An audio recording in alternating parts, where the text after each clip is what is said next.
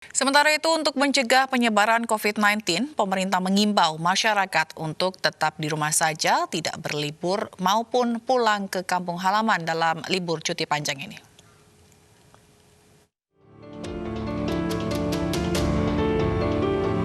Akhir Oktober 2020 libur panjang Maulid Nabi Muhammad SAW, cuti bersama dilanjutkan libur akhir pekan, jatuh pada 28 Oktober dan 30 Oktober 2020. Saat sebelum pandemi COVID-19, masyarakat selalu memanfaatkan libur panjang dengan pergi berlibur keluar kota, pulang ke kampung halaman maupun ke pusat perbelanjaan.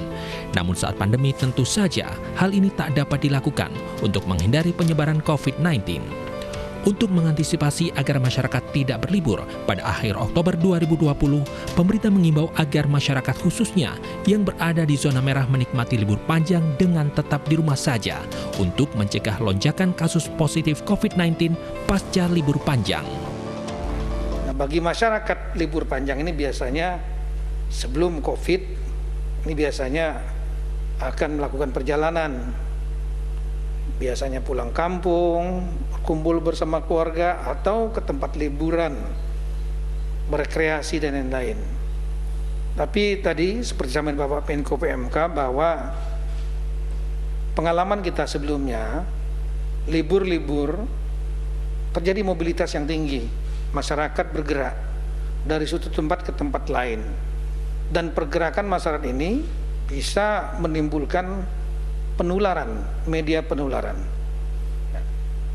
Oleh karena itu, ini yang perlu kita waspadai bersama agar liburan ini tidak menjadi media penularan. Ada beberapa hal yang perlu kita lakukan bersama.